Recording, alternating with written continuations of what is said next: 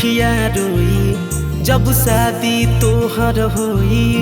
माना तू बात ये गोरी ना रही अपन कोई रे मर जाई छोड़ के जैबू हो मरल हमर पैबू हो रे मर जाई छोड़ के जैबू हो मरल हमर पैबू हो।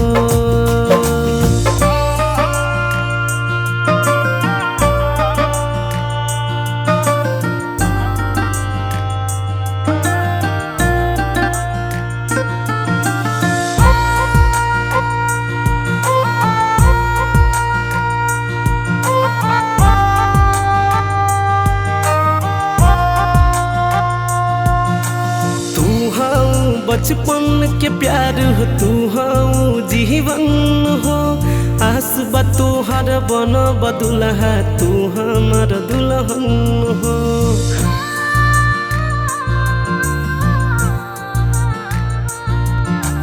तू हऊ बचपन के प्यार हो तू हऊ जीवन हो आस बा तोहर बन बदुल्हा तू हमर दुल्हन हो।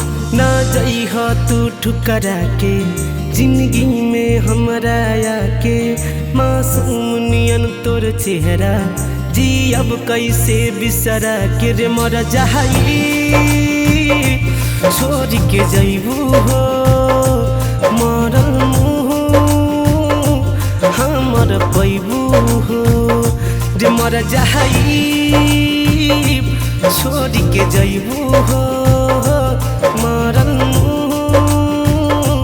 हमर पैबू हो।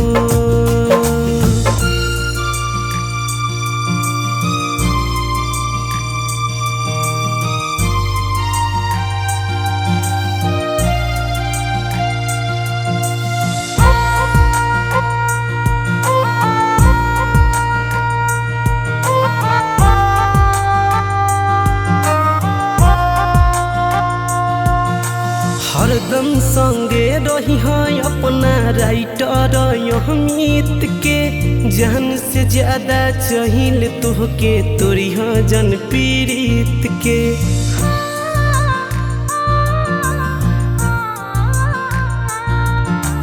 हरदम संगे रही है अपना यार अमित के जान से ज्यादा चाहिल तोहके तोरी जन पीड़ित के। रूपेश न सहे पाई जानू हो तुहरे जुदाई हमरा बारे में सोचा कैसे सहब तन्हाई रे मर जाई छोड़ के जइबू हो मरल हमर पैबू हो रे मर जाई छोड़ के जइबू हो मरल तू पैबू हो।